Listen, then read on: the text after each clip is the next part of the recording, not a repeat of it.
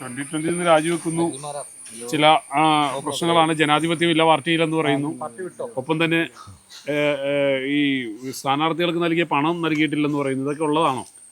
ആദ്യം ഇപ്പം ഇങ്ങനൊരു സാഹചര്യം ഉണ്ടാവാനുള്ള കാരണം ഈ പ്രദേശത്ത് നേരത്തെ താമസിച്ചുകൊണ്ടിരുന്നൊരു കുടുംബത്തിൻ്റെ അവസ്ഥയിൽ നിന്നാണ്. അപ്പോൾ ഞങ്ങൾ ഇന്നിപ്പോൾ ഇവിടെ ഒരു വീട് വെച്ച് കൊടുക്കുന്നുണ്ട്. ഞങ്ങളെന്ന് ഞാൻ പറയുന്നത് പ്രിയപ്പെട്ട സുരേഷ് ഗോപിയും കൊച്ചി ബ്ലൂ ടൈഗേഴ്സും ഞാനും കൂടെ ചേർന്നുകൊണ്ട്, കാരണം ഇത് വഴിയില്ലാത്ത വസ്തുവായതുകൊണ്ട് നമ്മൾ പ്രതീക്ഷിച്ചതിനെക്കാട്ടി കുറച്ചുകൂടെ ബഡ്ജറ്റാണ്, എന്നാലും നല്ലൊരു വീട് ഞങ്ങളിവിടെ ചെയ്യുന്നുണ്ട്.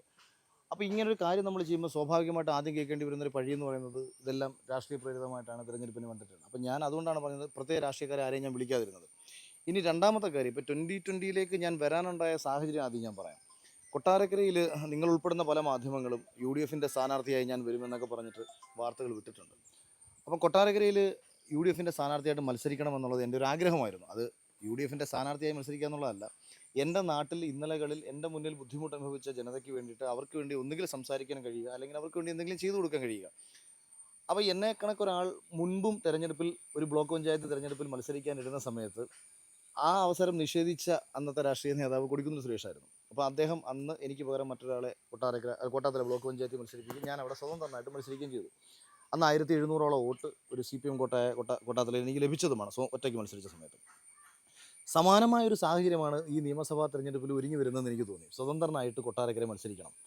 ഐഷ പോറ്റി 4 വർഷമായിട്ട് രാഷ്ട്രീയ പ്രവർത്തനത്തിൽ നിന്ന് മാറി നിന്ന ഐഷ പോറ്റിയെ കൊണ്ടുവന്നത് കോൺഗ്രസിനെ രക്ഷിക്കാനോ അല്ലെങ്കിൽ ബാലഗോപാലിൽ നിന്ന് ഈ സീറ്റ് തിരിച്ചു പിടിക്കാനോ ഒന്നും ആയിരുന്നില്ല എന്നതാണ് അടിസ്ഥാനപരമായ യാഥാർത്ഥ്യം. ഞാൻ കൊട്ടാരക്കരയിൽ മത്സരിക്കുമെന്ന് തോന്നിയ ചില ആൾക്കാർ അവിടെ നിന്ന് എന്നെ ഒഴിവാക്കാൻ കണ്ടെത്തിയ ഒരു മാർഗ്ഗമാണ് ഐഷ പോറ്റിയുടെ രാഷ്ട്രീയ പ്രവേശനം. അതിനുവേണ്ടി അവർ ഐഷ പോറ്റിയുമായി നടത്തിയ ചർച്ചകൾ പലതും എനിക്കറിയാം. അപ്പോൾ രണ്ടായാലും അത് അങ്ങനെ സംഭവിച്ചു. ഐഷ പോറ്റി കൊട്ടാരക്കര വന്നു. ഇത്രയും വലിയ കോൺഗ്രസ് തരംഗം ആഞ്ഞടിച്ചിട്ടും കൊട്ടാരക്കരയിൽ ഐഷ പോറ്റി പരാജയപ്പെട്ടത് അവിടുത്തെ കോൺഗ്രസ് അത്രയും ദുർബലമായതുകൊണ്ടാണ്.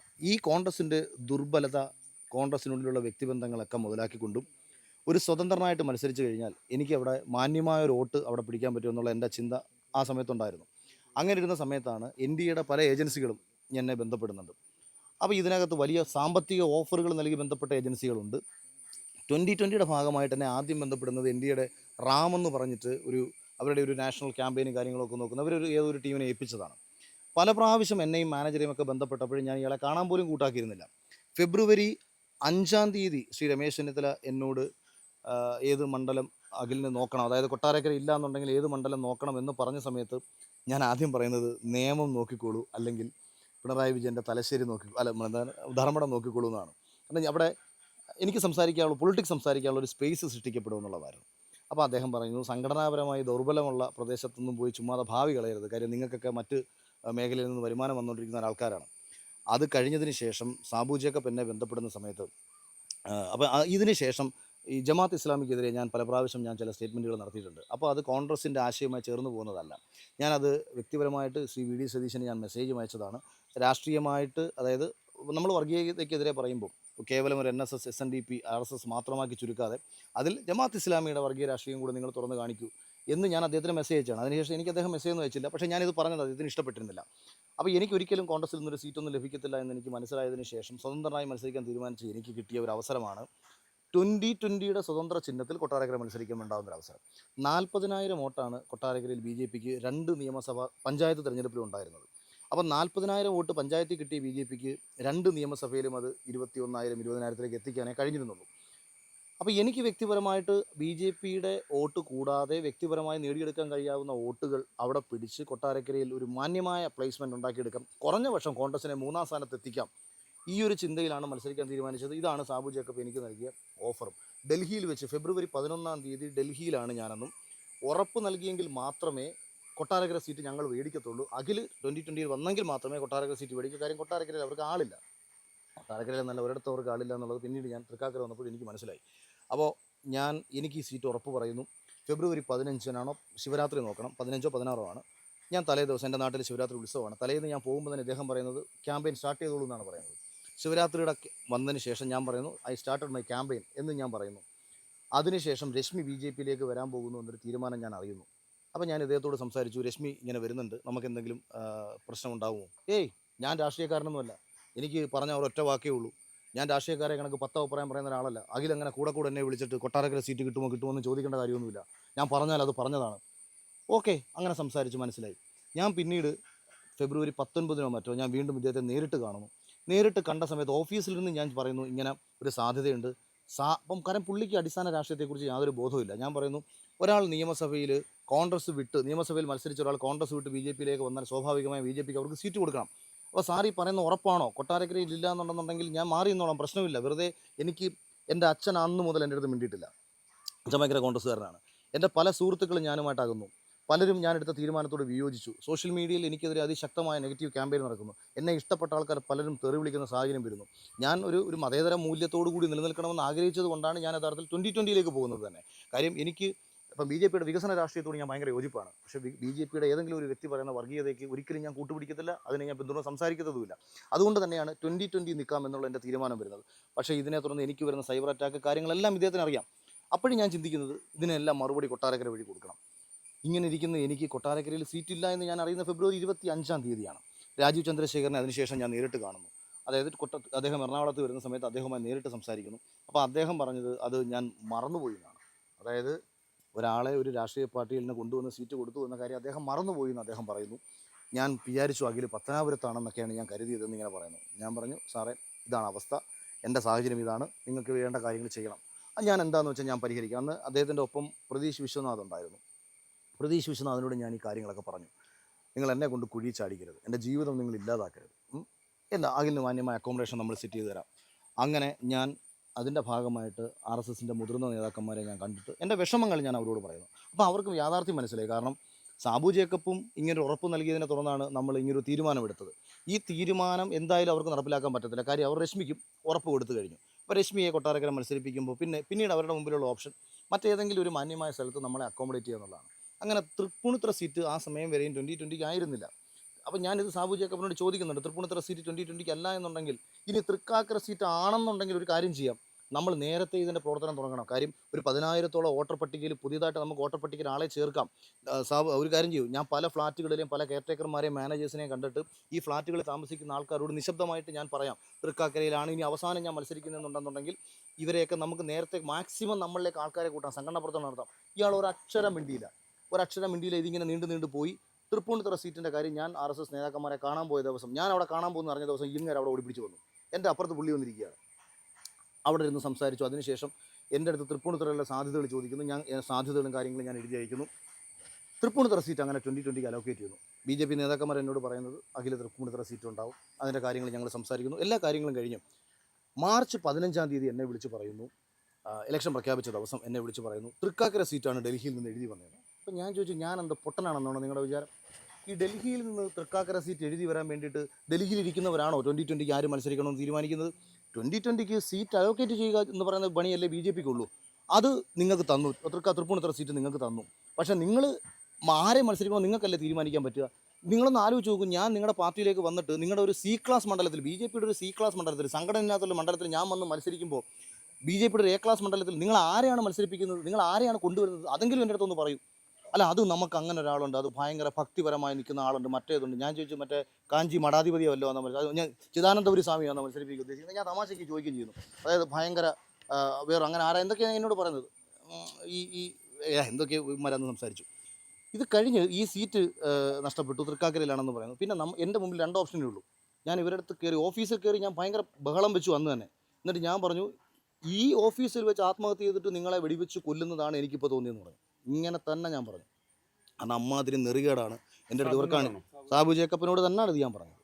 നിങ്ങളെ ഇതിനകത്ത് വന്ന് വെടിവെച്ച് കൊന്നിട്ട് പുറത്തിറങ്ങി ആത്മഹത്യ ചെയ്യേണ്ട സാഹചര്യമാണ് നിങ്ങൾ ഒരുക്കിയത്. എന്നെ ഇഷ്ടപ്പെട്ട ഒരു ജനതയെ നിങ്ങൾ എന്നെ വെറുപ്പിച്ചു. നിങ്ങൾ എനിക്ക് പറഞ്ഞ വാക്ക് പാലിച്ചില്ല. നിങ്ങൾ എന്നെ പൂർണ്ണ അർത്ഥത്തിൽ ചതിക്കുകയാണ് ചെയ്തത്. എന്നിട്ട് തൃക്കാക്കര നമ്മൾ മത്സരിക്കാൻ വന്നു. തൃക്കാക്കര മത്സരിക്കാൻ വരുന്ന സമയത്ത് എന്തുകൊണ്ട് തൃക്കാക്കര മത്സരിച്ചു നിങ്ങൾ ചോദിച്ചാൽ, 140 നിയോജക മണ്ഡലങ്ങളുടെ രാഷ്ട്രീയം അതിഭീകരമായി മാധ്യമങ്ങളിൽ ചർച്ച നടക്കുകയാണ്. ഇതിൻ്റെ ഇടയിലൂടെ ഞാൻ കയറി പറയുകയാണ്, എന്നെ സാബു ജേക്കബ് കൊട്ടാരക്കര സീറ്റ് തരാമെന്ന് പറഞ്ഞ് പറ്റിച്ചെന്ന് പറഞ്ഞാൽ നിങ്ങൾ ആരും മൈൻഡ് പോലും ചെയ്യത്തില്ല. അവിടെ ഞാനെന്ന് പറയുന്ന വ്യക്തി പരിപൂർണ്ണമായും ഇല്ലാതാവും. പിന്നെ ആകെ എൻ്റെ മുന്നിലുള്ള ഓപ്ഷൻ തൃക്കാക്കരയിൽ മത്സരിക്കുക. എനിക്ക് എത്ര വോട്ട് നേടിയെടുക്കാൻ കഴിയും ആ വോട്ട് അവിടെ നേടിയെടുക്കാൻ ശ്രമിക്കുക. അതിന് വേണ്ടിയിട്ട് ഞാൻ ആത്മാർത്ഥമായി പരിശ്രമിച്ച സമയത്ത് ഇവരെൻ്റെ അടുത്ത് പറഞ്ഞത് 18 കൗൺസിലർമാർ തൃക്കാക്കരയിലുണ്ട്, നമുക്ക് 15,000 വോട്ട് കഴിഞ്ഞ പ്രാവശ്യം അവിടെ കിട്ടിയതാണ്. ഇങ്ങനെ പല സാഹചര്യങ്ങളുമൊക്കെ പറയുന്നു. അഖിലിന് അവിടെ വലിയ സാധ്യതകളുണ്ട്, നമ്മൾ അങ്ങനെ ചെയ്തുതരാം ഇങ്ങനെ ചെയ്തുതരാം എന്നെല്ലാം പറയുന്നു.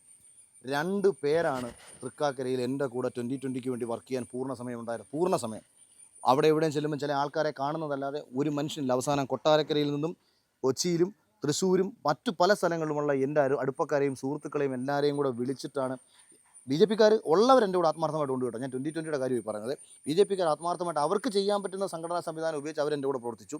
2020 പക്ഷേ ആളില്ല. എന്നിട്ട് നമ്മൾ ആ തെരഞ്ഞെടുപ്പ് മുതൽ കേട്ടോണ്ടിരിക്കുന്ന പഴി എന്താ? കോടിക്കണക്കിന് രൂപ കിട്ടി. ഞാൻ 20 ലക്ഷം രൂപ കൊടുത്ത് വാങ്ങിയ BMW ബൈക്ക് വിൽക്കുന്നത് ഏപ്രിൽ 2-ാം തീയതിയാണ്. ഏപ്രിൽ 2 എന്ന് പറയുമ്പോൾ തെരഞ്ഞെടുപ്പ് നടന്നുകൊണ്ടിരിക്കുന്ന സമയമാണ്. അല്ലെങ്കിൽ നിങ്ങൾ BMW ഷോറൂമിൽ തന്നെ പോയി ചോദിച്ചു നോക്കൂ. ഈ തെരഞ്ഞെടുപ്പിന് വേണ്ടിയാണോ ഈ ബൈക്ക് വിറ്റത്? അതിന്റെ അല്ല, എനിക്കൊരു തമാശ കേട്ട് ഞാൻ വിറ്റിട്ടതാ. 20 ലക്ഷം രൂപ കൊടുത്ത് മേടിച്ചൊരു ബൈക്ക് ഞാൻ 10 ലക്ഷം രൂപയ്ക്ക് വിൽക്കുമ്പോൾ പൈസയുടെ ആവശ്യം ഉണ്ടായതുകൊണ്ടല്ലേ. ഒരു വർഷമായിട്ടുള്ളൂ. ഒന്നും തന്നില്ലേ അപ്പോൾ? അതല്ല ഞാൻ പറഞ്ഞത്. 2020 എല്ലാ കാര്യങ്ങളും നോക്കിക്കോളാമെന്ന് പറഞ്ഞ ആൾക്കാർ തെരഞ്ഞെടുപ്പ് തുടങ്ങി പ്രവർത്തനം തുടങ്ങിയ സമയത്ത് ഇവർ ചെയ്യേണ്ട അതായത് എനിക്ക് 5 പൈസ തരണ്ട. ഒരു തെരഞ്ഞെടുപ്പിൽ പ്രവർത്തിക്കുമ്പോൾ തെരഞ്ഞെടുപ്പുമായി ബന്ധപ്പെട്ട കാര്യങ്ങൾ നമ്മൾ ചെയ്യണം. ഞാൻ പറഞ്ഞു എനിക്ക് എൻ്റേതായ ക്രിയേറ്റീവായിട്ടുള്ള കാര്യങ്ങൾ ചെയ്യണം. അതായത് എൻ്റെ പോസ്റ്റർ എൻ്റേതായ രീതി ചെയ്യണം, എനിക്ക് ഫോട്ടോഷൂട്ട് ചെയ്യണം, എനിക്ക് കുറേ ക്രിയേറ്റീവ് ഐഡിയാസ് ഉണ്ട്. അത് തെരഞ്ഞെടുപ്പ് നിങ്ങളൊക്കെ പല കാര്യങ്ങളും അത് കണ്ടിട്ടുണ്ടാവും.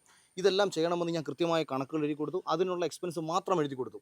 പക്ഷേ ഇത് ആദ്യത്തെ ഒരാഴ്ചയും തന്നില്ല. അതിനു മുമ്പ് ഒരു 5 ലക്ഷം രൂപ എൻ്റെ ഇലക്ഷൻ അക്കൗണ്ടിൽ ഇട്ട് കേട്ടോ. പക്ഷേ അത് നമുക്ക് എടുത്ത് ചിലവഴിക്കാൻ പറ്റത്തില്ല. കാര്യം തെരഞ്ഞെടുപ്പിൻ്റെ ആദ്യത്തെ 10,000 രൂപ മാത്രമല്ലേ നമുക്ക് ഈ നിയമസഭ തെരഞ്ഞെടുപ്പിൽ മത്സരിക്കാൻ വേണ്ടിയിട്ട് നമ്മൾ ഇലക്ഷൻ കമ്മീഷന് കണക്ക് കാണിക്കേണ്ടതാണ്. അപ്പോൾ ഇലക്ഷൻ കമ്മീഷൻ്റെ കണക്ക് കാണിക്കേണ്ട ആ അക്കൗണ്ടിലിട്ടേക്കുന്ന പൈസയ്ക്ക് കൃത്യമായിട്ട് ബില്ലടക്കം വേണം നമ്മൾ ചിലവഴിക്കാൻ. അല്ലാതെ ഇപ്പം നമ്മളിപ്പോൾ ഒരാൾക്ക് ഭക്ഷണം മേടിച്ചു കൊടുത്തു, നമ്മുടെ കൂടെ പ്രവർത്തിക്കുന്നതിന് റൂം എടുത്തു കൊടുത്തു, ഇതിനെല്ലാം ചിലവല്ലേ. ഒരു ദിവസം നമ്മുടെ കൂടെ 10-25 പേര് നടക്കുകയല്ലേ, ഇവർക്കെല്ലാം ഭക്ഷണം മേടിച്ചു കൊടുക്കണ്ടേ. ഇപ്പോൾ ഓൺലൈൻ മാധ്യമ സുഹൃത്തുക്കൾ നമ്മുടെ കൂടെ ഫുൾ ടൈം നടക്കുന്നു, അവർ നമ്മളെ സപ്പോർട്ട് ചെയ്യുന്നു. അങ്ങനെ ആർക്കെങ്കിലും വേണ്ടി എന്തെങ്കിലും ചെയ്യണം. ഈ ചിലവിനുള്ള പൈസ തരാത്തപ്പോഴാണ് ഞാൻ ആദ്യം ഇത് ചെയ്യുന്നത്. പിന്നീട് ഞാൻ ചിലവാക്കിയ പൈസകൾ എനിക്ക് തിരിച്ചു വന്നു. ഇത് നിങ്ങൾ കൃത്യമായിട്ട് അങ്ങനെ ഇത് ഞാൻ പറഞ്ഞു പിന്നെ പ്രശ്നം ഉണ്ടാക്കിയപ്പോൾ എനിക്ക് ചിലവായ പൈസ ഇവർ എനിക്ക് തിരിച്ചു തന്നു. അത് കഴിഞ്ഞ് തെരഞ്ഞെടുപ്പ് കഴിഞ്ഞതിന് ശേഷം ഞാൻ പറയുന്നു, സാറേ വിഷമിക്കണ്ട. അങ്ങനെ തന്നെയാണ് ഞാൻ ആദ്യം പറയുന്നത്. കാരണം നമുക്ക് ആത്മാർത്ഥമായി തന്നെ രാഷ്ട്രീയ പ്രവർത്തനം നടത്താം.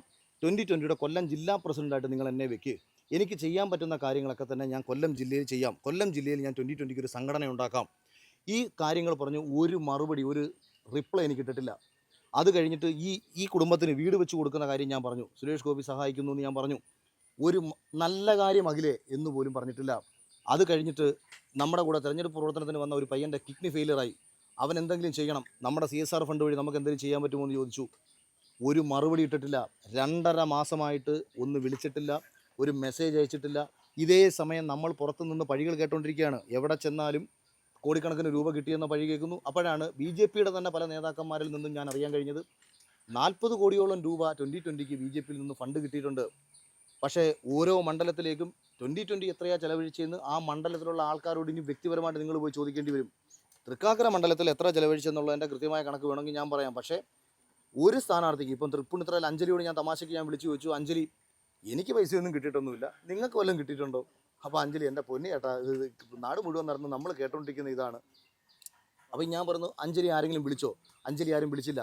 ഇലക്ഷൻ സമയം 24-25 ദിവസം നമ്മുടെ തെരഞ്ഞെടുപ്പ് പ്രവർത്തനത്തിനിടയിൽ നോമിനേഷൻ കൊടുക്കുന്ന ഒരു ദിവസം മാത്രമാണ് 2020 ചെയർമാനായ സാബു ജേക്കബ് നമ്മുടെ അടുത്ത് വന്നത്. നമ്മൾ വിചാരിച്ചു തൃപ്പൂണിത്തുറയിൽ പുള്ളി ഫുൾ ടൈം ഉണ്ടെന്ന്. അവിടെയുമില്ല. ഏറ്റവും പ്രധാനപ്പെട്ട അത്യാവശ്യം കേരളത്തിൽ രാഷ്ട്രീയമായി ചർച്ച ചെയ്തിട്ടുള്ള എന്നെപ്പോലെ ഒരാൾ മത്സരിക്കുന്ന ഒരു മണ്ഡലത്തിൽ പോലും പുള്ളി ഇതാണ് ചെയ്തു തരുന്നത്. പുള്ളി ഈ 2020 മണ്ഡലം പ്രസിഡന്റ് ജെയിംസ് ചേട്ടൻ ആയി ഞാൻ കഴിഞ്ഞ ദിവസം സംസാരിച്ചപ്പോൾ അദ്ദേഹം പറഞ്ഞത്, ഇത്രയും നാളായിട്ട് ഈ പുള്ളിയെ വിളിച്ചിട്ടില്ല, ഒരു നന്ദി പോലും പറഞ്ഞിട്ടില്ല. കാര്യം ഈ പുള്ളി ഈ മനുഷ്യൻ ഒറ്റയ്ക്ക് എൻ്റെ കൂടെ ഉണ്ടായിരുന്നു. ഈ ഫുൾ ടൈം ഒരാൾ കൂടെ നടന്നിട്ട് പോലും ബിസിനസ്സുള്ള ആളാണ്, അത് കളഞ്ഞിട്ട് നടന്ന ആളാണ്. അയാളുടെ അടുത്തൊരു നന്ദി പറഞ്ഞിട്ടില്ല. അപ്പോൾ രാഷ്ട്രീയമായിട്ട് 40 കോടി രൂപയോളം BJPയിൽ നിന്ന് ലഭിച്ചതിന് ശേഷം സ്ഥാനാർത്ഥികളുടെ തലയിലേക്ക് ഇത് കൊണ്ടുവച്ച് നിങ്ങൾ ദയവ് ചെയ്ത് കെട്ടരുത്, നിങ്ങൾ ആരും ദയവ് ചെയ്തത് പറയരുത്. നിങ്ങളിൽ പലരും ഇലക്ഷന് ശേഷം ഞാനൊരു ഇലക്ട്രിക് വണ്ടി എടുത്ത് നിങ്ങൾ കണ്ടിട്ടുണ്ടായിരിക്കും. അപ്പം കരുതി ഇവൻ ഇലക്ഷന് ഫണ്ട് കിട്ടിയത് കൊണ്ടാണ് ഇലക്ട്രിക് വണ്ടി എടുത്തത്. എൻ്റെ പൊന്ന്, എൻ്റെ മക്കളാണ് സത്യം. ബെൻസ് പതുക്കെ അങ്ങ് വിറ്റിട്ട് ഇലക്ട്രിക് വണ്ടിയിൽ നടന്നാൽ മാസമുള്ള ചിലവ് കുറയും. കാര്യം എൻ്റെ അച്ഛന് ക്യാൻസറാണ്. ഞാൻ എറണാകുളത്ത് നിന്ന് ഞാൻ കൊട്ടാരക്കരയ്ക്ക് ഒരു മാസത്തിൽ ഒരു 10 പ്രാവശ്യമെങ്കിലും പോകേണ്ട സാഹചര്യം പലപ്പോഴും ഉണ്ടാവും. ഇത് ആരെയും കാണിക്കാൻ വേണ്ടി പോകുന്നില്ലല്ലോ, ഞാൻ പോയി വരുന്ന കാര്യമല്ലേ. അതിന് ബെൻസിൽ പോയി വരണമെന്നുണ്ടെങ്കിൽ ഏറ്റവും കുറഞ്ഞത് 4,000-5,000 രൂപ ചിലവാണ്.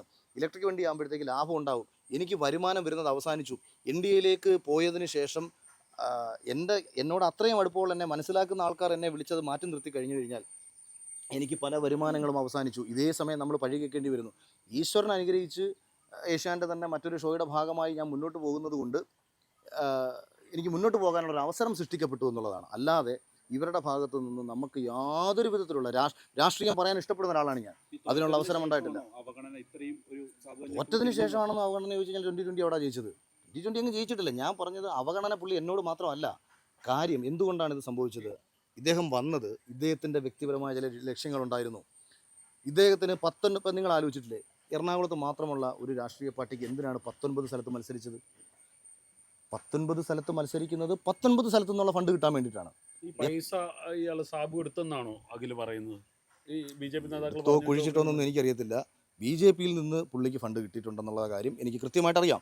ഇത് ഞാൻ 40 കോടി രൂപ എന്ന് BJP യുടെ തന്നെ ചില നേതാക്കന്മാർ മറ്റു പലരോട് പറഞ്ഞതിൽ നിന്നും, കാര്യം എനിക്ക് പണം കിട്ടി എന്ന രീതിയിൽ, അതായത് സാബു ജേക്കബിന് പണം കൊടുക്കുമ്പോൾ അതെനിക്കും കിട്ടുമല്ലോ എന്ന അർത്ഥത്തിൽ എന്നോട് സംസാരിച്ചപ്പോൾ എനിക്ക് 5 പൈസ കിട്ടിയില്ല. ഇതെന്താണെന്ന് വെച്ചാൽ പുറത്ത് നമ്മൾ എവിടെ ചെന്നാലും ഇതിൻ്റെ ഇടയിലൂടെ ഞാൻ വൈഫിൻ്റെ കുറേ ഗോൾഡ് കൊണ്ട് വിറ്റു.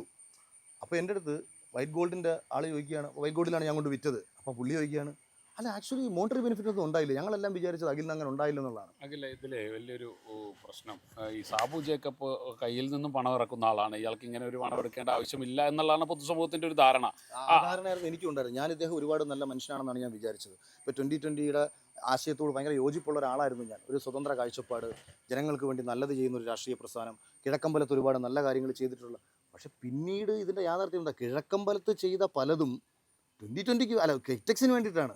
കിറ്റെക്സിൻ്റെ പല കാര്യങ്ങളും നടത്തിയെടുക്കാനും എത്ര വലിയ കമ്പനിയാണെന്നുണ്ടെങ്കിൽ ഒരു പഞ്ചായത്തിൻ്റെ ഒരൊറ്റ ലെറ്റർ മതി ആ സ്ഥാപനം പൂട്ടിപ്പോകാൻ. അങ്ങനെ ഒരു ലെറ്റർ ഒരു കാലത്തും വരാതിരിക്കണമെങ്കിൽ ആ പഞ്ചായത്തിൻ്റെ ഭരണം അദ്ദേഹത്തിൻ്റെ കയ്യിലായിരിക്കണം. അവിടെ ജനങ്ങളെ എങ്ങനെ നിർത്തി? ആനുകൂല്യങ്ങൾ കൊടുത്തു നിർത്തി. ആനുകൂല്യങ്ങൾ ലഭിക്കുന്ന ജനത അവർക്കൊപ്പം നിന്നു. പൊതുവേ നമ്മുടെ ഇന്ത്യൻ ജനതയുടെ സ്വഭാവം അങ്ങനെയാണല്ലോ. അതുകൊണ്ട് കിഴക്കമ്പലത്ത് അവർക്ക് വേണ്ടി ജനങ്ങൾ നിന്നു. ഇത് ഇപ്പുറത്ത് ഇനി ഒരു കാര്യം പറയാം, ഏതാണ്ട് 1600 കോടി രൂപയുടെ നഷ്ടം കിറ്റെക്സിനുണ്ട്. അത് അമേരിക്കൻ താരിഫ് വർദ്ധിപ്പിച്ചതിനെ തുടർന്ന് കിറ്റെക്സിനുണ്ടായ നഷ്ടമാണ്. ഞാൻ ഷെയർ ട്രേഡ് ചെയ്യുന്ന ഒരാളാണ്. അപ്പോൾ ഈ നഷ്ടം നികത്താൻ അദ്ദേഹം കേന്ദ്രവുമായി ചേരുമ്പോൾ തെലുങ്കാനയിൽ അദ്ദേഹത്തിന് പല പ്രോജക്റ്റുകളും പാസ്സാക്കി എടുത്തിട്ടുണ്ട്. രണ്ടാമത്തെ കാര്യം എന്ന് പറയുന്നത്, കേന്ദ്രം ടെക്സ്റ്റൈൽസ് ഇൻഡസ്ട്രിയുടെ ഭാഗമായിട്ട് 10,000 CRO മറ്റോ ആണെന്ന് തോന്നുന്നു ഒരു പ്രോജക്റ്റ്. അതിൻ്റെ കറക്റ്റ് റിപ്പോർട്ട് നിങ്ങളൊന്ന് ഗൂഗിൾ ചെയ്ത് നോക്കുക. അതിൽ ഓരോ കമ്പനികളെ ഉൾക്കൊള്ളിച്ച് കഴിഞ്ഞാൽ സ്വാഭാവികമായിട്ടും കമ്പനിയുടെ ഷെയർ വാല്യൂ വർദ്ധിക്കും, കിറ്റെക്സിനും പ്രയോജനപ്പെടും. ഇന്നല്ലെങ്കിൽ നാളെ തൻ്റെ കമ്പനിയെ രക്ഷിച്ചെടുക്കുക എന്ന ലക്ഷ്യത്തോടു കൂടിയിട്ടാകണം ഇന്നലകളിൽ അതിശക്തമായി 3 രാഷ്ട്രീയ പാർട്ടികളെ വിമർശിച്ചൊരു മനുഷ്യൻ പോയത്. പക്ഷേ അതിലേക്ക് ദയവ് ചെയ്ത് നമ്മളെ വലിച്ചിട്ടരുതായിരുന്നു. പുള്ളിയുടെ ലക്ഷ്യം രാഷ്ട്രീയ പ്രവർത്തനമാണെന്നാണ് ഞാൻ കരുതിയത്. എൻ്റെ ആഗ്രഹം ജനങ്ങൾക്ക് വേണ്ടി പ്രവർത്തിക്കുക എന്നുള്ളതായിരുന്നു. അത് പുള്ളിക്ക് അങ്ങനെ ആഗ്രഹമില്ല. ഇത്രയും പ്രതിസന്ധി നേരിട്ടു, ഇത്രയും പ്രശ്നങ്ങൾ ഉണ്ടായി, ഇനിയും ആ പാർട്ടിയുമായി ചേർന്ന് പ്രവർത്തിക്കുകയാണോ അതോ അഖിൽ മാരാർ 2020 വിടുകയാണോ? അതിൻ്റെ ഭാര്യയെ കുനിച്ചുയർത്തി ഇടിച്ചിട്ട് ഭർത്താവിനെയും ഭാര്യയും കൂടെ ഒന്നിപ്പിക്കുന്ന കണക്ക് ചില ചർച്ചകൾ കുടുംബത്തിൽ നടക്കും. അതുപോലെ ഇപ്പോൾ എന്നോട് ചോദിച്ചത്. ഞാൻ രാഷ്ട്രീയം പറയാൻ ആഗ്രഹിച്ച ആളാണ്, ജനങ്ങൾക്ക് വേണ്ടി പ്രവർത്തിക്കാൻ ആഗ്രഹിച്ച ഒരാളാണ്. സിനിമാ മേഖലയിൽ നിന്നും മറ്റിതര മേഖലയിൽ നിന്നും കിട്ടുന്ന വരുമാനം വേണ്ട എന്ന് വെച്ചുകൊണ്ട് പരിപൂർണമായും ജനങ്ങൾക്കിടയിൽ ഇറങ്ങണമെന്ന് ആഗ്രഹിച്ച ഒരാളാണ്. കഴിഞ്ഞ 2.5 മാസക്കാലമായിട്ടും ഒരു മെസ്സേജിന് റിപ്ലൈ തന്നിട്ടില്ല, ഫോണിന് റിപ്ലൈ തന്നിട്ടില്ല. 2020 ജില്ലാ പ്രസിഡന്റ് എന്ന് പറഞ്ഞാൽ വലിയ സ്ഥാനം വല്ലതാണോ? അതുകൊണ്ട് എന്തെങ്കിലും നേട്ടം ഉണ്ടാവുമോ? അത് കൊല്ലം ജില്ല പോലെ സംഘടനയില്ലാത്തൊരു സ്ഥലത്ത് ഞാൻ അങ്ങനെ പറഞ്ഞത് എന്തിനാണ്?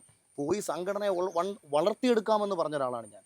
അപ്പോൾ എൻ്റെ ആഗ്രഹം അതായിരുന്നു. പക്ഷേ അത് സാധിച്ചു തരാത്തത് കൊണ്ടും അവർക്ക് രാഷ്ട്രീയ പ്രവർത്തനമായി മുന്നോട്ട് പോകണമെന്ന് അവർക്ക് ആഗ്രഹമുള്ളതായിട്ട് നിങ്ങൾ ആരെങ്കിലും കണ്ടോ 2.5 മാസമായിട്ട് 2020 എന്തെങ്കിലും ഒരു രാഷ്ട്രീയ പ്രതികരണം? ഇപ്പം കഴിഞ്ഞ 2.5 മാസമായിട്ട് നിയമസഭാ തെരഞ്ഞെടുപ്പ് കഴിഞ്ഞല്ലോ, പല പ്രശ്നങ്ങളും നമ്മുടെ കേരളത്തിൽ നടന്നല്ലോ. സംസ്ഥാന സർക്കാരുമായി ബന്ധപ്പെട്ട പ്രശ്നങ്ങൾ, കേന്ദ്രവുമായി ബന്ധപ്പെട്ട വിഷയങ്ങൾ, ഈ അടുത്ത സമയത്താണ് ഡൽഹി സമരം ഉൾപ്പെടെ. ഏതെങ്കിലും ഒരു വ്യക്തിയുടെ, സാബു ജേക്കബിൻ്റെയോ മറ്റേതെങ്കിലും ഒരു രാഷ്ട്രീയ നേതാവ് 2020 ഭാഗമായിട്ട് ഒരു രാഷ്ട്രീയ പ്രതികരണം നടത്തിയോ?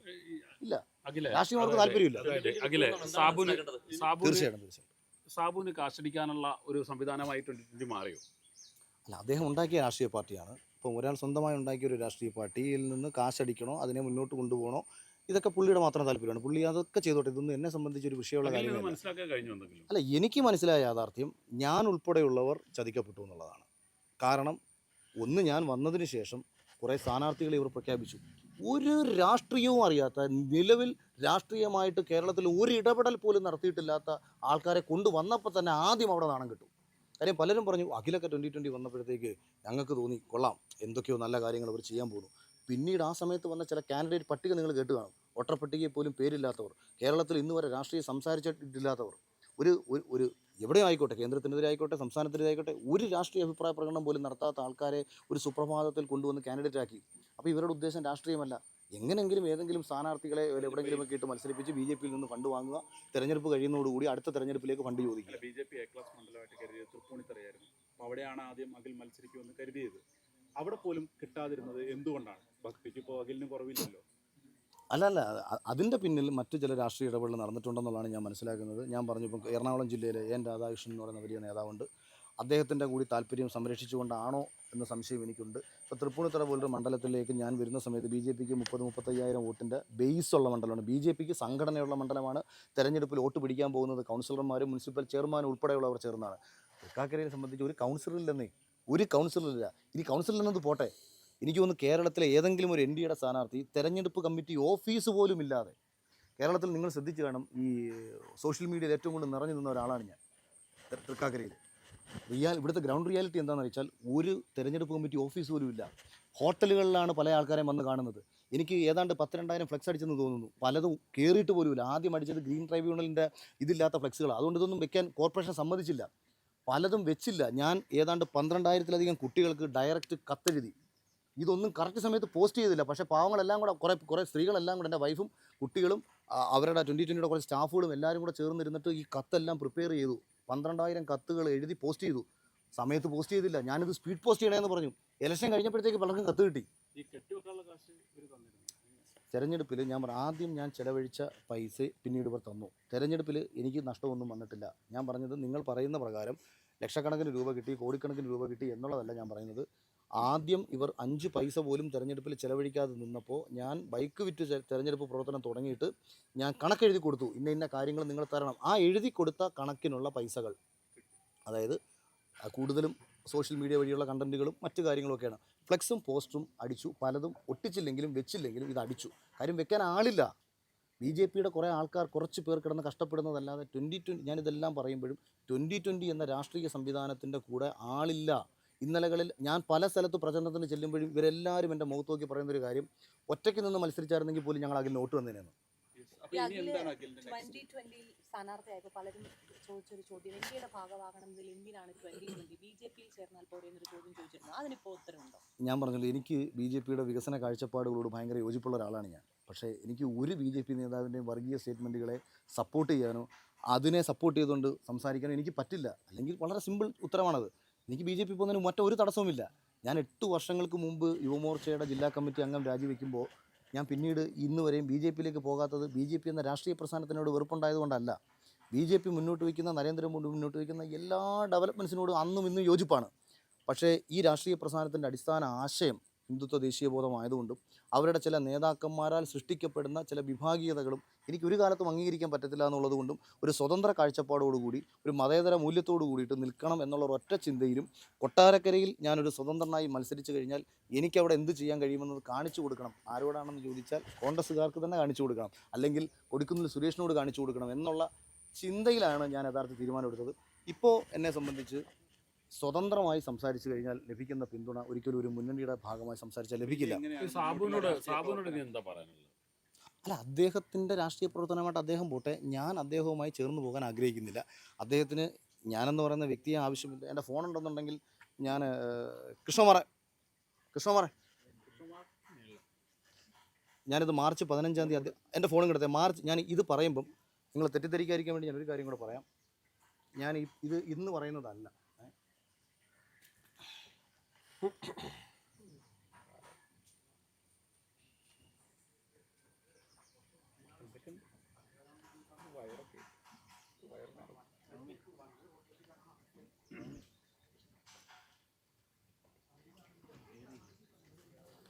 മാർച്ച് 15-ാം തീയതി ഞാൻ അയച്ച മെസ്സേജാണ്. ഞാൻ അനുഭവിക്കുന്ന പ്രശ്നങ്ങൾ കൃത്യമായി മനസ്സിലാക്കി മുന്നോട്ട് പോകാമെങ്കിൽ മാത്രം നമുക്കിരിക്കാം. ഞാൻ 2020 പാർട്ടിക്ക് ഭാവിയിൽ പ്രയോജനപ്പെടുമെങ്കിൽ മാത്രം സാറിന് എന്നെ ഉപയോഗിക്കാം, ഇല്ലെങ്കിൽ തള്ളിക്കളയാം. എന്തുകൊണ്ടാണ് ഒരു മാസത്തിനുള്ളിൽ നിന്ന് തന്നെ നിങ്ങളിൽ നിന്ന് അകലേണ്ടി വന്നതെന്ന സത്യങ്ങൾ സമൂഹത്തോട് പറഞ്ഞ ശേഷം ഞാനായി മുന്നോട്ട് പോകും. ജീവിതത്തിൽ പറ്റിയ വലിയൊരു തെറ്റ് സമൂഹത്തോട് മാപ്പ് പറഞ്ഞ് ഞാൻ അവസാനിപ്പിക്കും. ഇത് മാർച്ച് 15-ാം തീയതി ഞാൻ പുള്ളിക്ക് അയച്ച മെസ്സേജാണ്. ഫെബ്രുവരി 11-ാം തീയതിയാണ് ഞാൻ ഇദ്ദേഹത്തിന്, അതായത് ഈ കൺഫർമേഷൻ പറയുന്ന സമയത്ത് ഞാൻ അന്ന് ഇദ്ദേഹത്തിന് അയക്കുന്ന message, here I am confirming to join 2020 as per our last communication. Please confirm the Kottarakkara assembly and arrange a great entry. ഇത് ഫെബ്രുവരി 11-ാം തീയതി അയക്കുന്നതാണ്. തുടർന്ന് അദ്ദേഹത്തിന് ഞാൻ പലപ്പോഴായിട്ട് ഞാൻ ചോദിക്കുന്നുണ്ട് കൊട്ടാരക്കര സീറ്റിൻ്റെ കാര്യത്തെക്കുറിച്ച്. ഇലക്ഷന് മുൻപ് തന്നെ അകന്നു. പക്ഷേ എൻ്റെ ഇനി രാജീവ് ചന്ദ്രശേഖരനും ഞാൻ ഇതേ മെസ്സേജ് അതായത് മാർച്ച് 11-ാം തീയതി ഞാൻ രാജീവ് ചന്ദ്രശേഖരൻ അയക്കുന്ന മെസ്സേജാണ്. Sir, I am currently in a situation where I feel I have been caught in a big betrayal. Even though there was a possibility for me to get a seat in Congress, the reason I decided to join 2020 was the assurance given by Sabu Jacob that Kottarakara seat would be given to me. He had clearly told me that Rajiv Etan and had agreed to give the Kottarakara seat to 2020. Now seeing what happened, I do not know whether Sabu Jacob cheated me or whether BJP cheated Sabu Jacob. All I know is that my life has been pushed into a very difficult situation. My career, my income, my credibility, my word, and even my family have all been affected because of this. I can explain everything in detail when we will meet in person. I just wanted to inform you about these matters എന്ന് March 11-ാം തീയതി അയച്ചു. കഴിഞ്ഞ ബുധനാഴ്ച ഈ വിഷയം ഞാൻ അദ്ദേഹത്തിന് അയച്ചു. Sir, this is Akhil Marar, ഈ സെയിം കാര്യം പറഞ്ഞുകൊണ്ട് ഞാനിത് പബ്ലിക്കായിട്ട് പറയുമെന്ന് പറഞ്ഞ് കഴിഞ്ഞ ബുധനാഴ്ച ഞാൻ അദ്ദേഹത്തെ ഈ വിഷയം അറിയിച്ചു. എനിക്ക് കൃത്യമായിട്ടുള്ള മറുപടി അവരുടെ ഭാഗത്തുനിന്ന് ഉണ്ടായിട്ടില്ല. സാബു ജേക്കബിൻ്റെ 2020 വൈസ് പ്രസിഡന്റിനോടും ഞാൻ ഈ വിഷയങ്ങൾ അവതരിപ്പിച്ചു. കാരണം അതായത് കുറേ നാളുകൾക്ക് ശേഷം ഇവർ നമ്മളെ വിളിച്ചു. ഏതാണ്ട് ഒരു 10-30 ദിവസങ്ങൾക്ക് മുമ്പാണ് തോന്നുന്നു, ഏകദേശം ഒരു മാസം മുന്നേ എന്നെ ഒന്ന് വിളിച്ച സമയത്ത് ഞാൻ പറഞ്ഞു ഞാൻ ആലോചിക്കാം എന്ന് ഞാൻ പറഞ്ഞിട്ട് നിർത്തിയതാണ്. വിളിച്ചിട്ട് നമുക്കൊന്ന് ഇരിക്കണ്ട എന്നൊക്കെ ചോദിച്ചു. അത് സാബു ജേക്കബ് അല്ല വിളിച്ചത്, ഞാൻ സാബു ജേക്കബിനോട് വിളിക്കുന്നുണ്ട്, മെസ്സേജ് അയക്കുന്നുണ്ട്. ഇത് ഞാനൊരിക്കലും ഈ തെരഞ്ഞെടുപ്പ് കഴിഞ്ഞപ്പം വേണ്ട എന്ന് വെച്ച ഒരാളല്ല.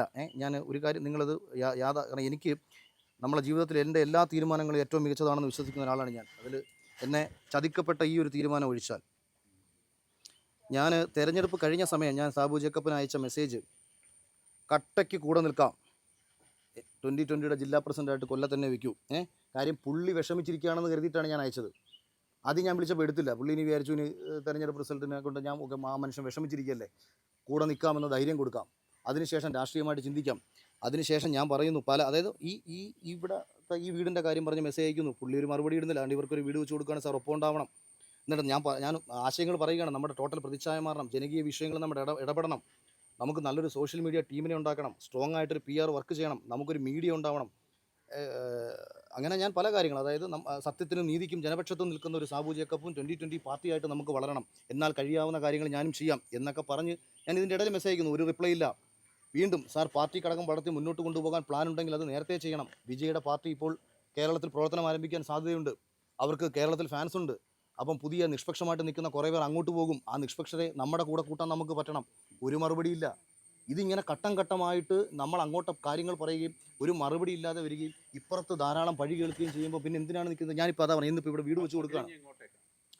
അത് സ്വതന്ത്ര കാഴ്ചപ്പാടോടുകൂടി ഈ ഒരു അതായത് ഒരു ഫെബ്രുവരി 11 മുതൽ ഈ നിമിഷം വരെ കേൾക്കേണ്ടി വന്ന പഴിയും ബാധ്യതയും ഞാൻ പതുക്കെ എടുത്ത് താഴെ വയ്ക്കുകയാണ്. അതിനു മുമ്പ് ഫെബ്രുവരി 11 മുന്നേ ഒരു അഖിൽ ഇവിടെ ഉണ്ടായിരുന്നു. പല വിഷയങ്ങൾ ഇടപെട്ട അഖിലുണ്ടായിരുന്നു. സർക്കാരിനെതിരെ സംസാരിച്ചിട്ടുണ്ട്, കേന്ദ്രത്തിനെതിരെ സംസാരിച്ചിട്ടുണ്ട്, സംസ്ഥാനത്തിനെതിരെ സംസാരിച്ചിട്ടുണ്ട്. ഒരു പക്ഷേ രാജ്യദ്രോഹ കേസിൽ പ്രതിയാക്കപ്പെട്ടിട്ടുള്ള കേരളത്തിലെ മറ്റേ സെലിബ്രിറ്റി പ്രൊഫൈൽ ഒന്നും വേണ്ട, ആദ്യത്തെ പൗരനായിരിക്കും. 152 BNS പ്രകാരം എനിക്കെതിരെ കേസെടുത്തിട്ടുണ്ട്. പിണറായി വിജയനെതിരെ പറഞ്ഞതിൻ്റെ പേരിൽ എനിക്കെതിരെ കേസെടുത്തിട്ടുണ്ട്. പല വിഷയങ്ങളിൽ നമുക്കെതിരെ കേസ് വന്നിട്ടുണ്ട്. ഈ സമയത്തൊന്നും തന്നെ ഞാൻ ഒരു നേട്ടം വെച്ചിട്ട് പോയ ഒരാളല്ല. നേട്ടങ്ങൾ വെച്ചിട്ട് പോകുന്നവർ മിണ്ടാറില്ല, അവർ നിശബ്ദരായിരിക്കും. എൻ്റെ സ്വതന്ത്ര കാഴ്ചപ്പാടുമായി മുന്നോട്ട് പോകുമ്പോൾ എനിക്കൊരു ഗുണം. ഇപ്പം ഞാൻ പറയും, ഇവിടെ വീട് വെച്ച് കൊടുത്താൽ സ്വാഭാവികമായിട്ടും പലരും പറയും രാഷ്ട്രീയ നേട്ടത്തിന് വേണ്ടിയിട്ടാണ്. എനിക്കൊരു രാഷ്ട്രീയ നേട്ടം വേണ്ട. ഈ പാവങ്ങളോട് ഞാൻ കൊടുത്തൊരു വാഗ്ദാനമാണ് ഇത് ചെയ്തു തരാമെന്നുള്ള കാര്യം, അത് ചെയ്തു കൊടുക്കുന്നു. അതിനുശേഷം അതിപ്പോൾ എനിക്ക് എഴുതാനറിയാം, എനിക്ക് തിരക്കഥ എഴുതാനറിയാം, എനിക്ക് സിനിമ സംവിധാനം ചെയ്യാനറിയാം, എനിക്ക് പല ഷോകളും കൈകാര്യം ചെയ്യുന്ന ശേഷിയുണ്ട്. ഇതെല്ലാം വേണ്ട എന്ന് വെച്ചിറങ്ങിയ ഒരുവനെ നിങ്ങൾക്ക് വേണ്ടെന്നുണ്ടെങ്കിൽ എനിക്ക് എൻ്റെ കുടുംബത്തിൻ്റെ കാര്യം നോക്കണം. എനിക്ക് 2 പെൺമക്കളുണ്ട്. ഞാൻ പറഞ്ഞല്ലോ, അച്ഛന് ക്യാൻസറാണെന്ന്. അച്ഛൻ്റെ ഒരു കണ്ണിൻ്റെ കാഴ്ച പോയി. അച്ഛൻ്റെ കാര്യം ഞാൻ നോക്കണം. അച്ഛൻ, അമ്മ, അമ്മൂമ്മ ഉൾപ്പെടെവരുടെ കാര്യം ഞാൻ നോക്കണം. ഭാര്യ, 2 പെൺമക്കൾ, ഇവരുടെ കാര്യം ഞാൻ നോക്കണം. അങ്ങനെയൊക്കെ എനിക്ക് ഉത്തരവാദിത്തങ്ങളെല്ലാം കളഞ്ഞിട്ട് ഒരു പരിധി വിട്ടിട്ട് ഓടിപ്പോകാൻ പറ്റത്തില്ലല്ലോ. മഹാത്മാഗാന്ധി BJP നേതൃത്വത്തോട് കഴിഞ്ഞ ബുധനാഴ്ച ഞാൻ ഈ വിഷയങ്ങൾ രാജീവ് ചന്ദ്രശേഖറിന് ഡയറക്റ്റ് ഞാൻ വാട്സപ്പ് ചെയ്തിരുന്നു. അല്ലല്ല, ഞാൻ ഈ വിഷയങ്ങളും ഞങ്ങൾക്കാർക്കും പൈസ കിട്ടിയിട്ടൊന്നുമില്ല. ഇതിൻ്റെ പഴി ഞങ്ങൾക്ക് ചുമക്കേണ്ട കാര്യമില്ല. സ്വതന്ത്ര കാഴ്ചപ്പാടോട് കൂടിയിട്ട് ശരിയെന്ന് തോന്നുന്ന വിഷയം പലപ്പോഴും പല ആൾക്കാരും തമാശ രൂപേണ പറയാറുണ്ട്. എന്നെ സംബന്ധിച്ച് നിലപാടെന്ന് ഒരു വിഷയത്തിൻ്റെ ശരിയാണ്. അത് ബിഗ് TV പറഞ്ഞത് ശരി, ബിഗ് TVക്കൊപ്പം, റിപ്പോർട്ടർ പറഞ്ഞാൽ റിപ്പോർട്ടറിനൊപ്പം. തെറ്റാണെന്നുണ്ടെങ്കിൽ തെറ്റ്, ശരിയാണെങ്കിൽ ശരി. അത് മറ്റു പലർക്കും അതങ്ങനെ ആയിരിക്കാത്തതുകൊണ്ട് അവർക്ക് നമ്മളെ വിമർശിക്കാം. എനിക്കൊരു വിഷയത്തിൽ എൻ്റെ ശരിയാണ് എൻ്റെ നിലപാടെന്ന് പറയുന്നത്. ആ ശരികളുമായി മുന്നോട്ട് പോകും. വിദ്യാർത്ഥി സമരത്തെ ആദ്യ ദിവസം തന്നെ പൂർണ്ണ അർത്ഥത്തിൽ പിന്തുണച്ച ആളാണ്. അതേസമയം തന്നെ നരേന്ദ്രമോദി എടുത്ത തീരുമാനത്തെയും പൂർണ്ണ അർത്ഥത്തിൽ പിന്തുണച്ച ആളാണ്. കാരണം ജനാധിപത്യ ബോധമാണ്, അല്ലാതെ കോൺഗ്രസ് അടിയന്തരാവസ്ഥ കാലത്ത് ചെയ്തത് കണക്ക് ചെയ്തില്ല. ആരുടെ ശബ്ദങ്ങളെ അടിച്ചമർത്താൻ നോക്കില്ല, ശബ്ദങ്ങളെ കേട്ടു. അതിനെ അപ്രിഷ്യേറ്റ് ചെയ്യുന്നു, വിദ്യാർത്ഥി സമരത്തെ ന്യായീകരിക്കുന്നു. തുടർന്ന് മുന്നോട്ട് പോകും. ഒരുപാട് സന്തോഷം. അപ്പോൾ മാന്യമായ ആവശ്യങ്ങൾക്ക് നിങ്ങൾ ഒപ്പം ഉണ്ടാകും. Thank you.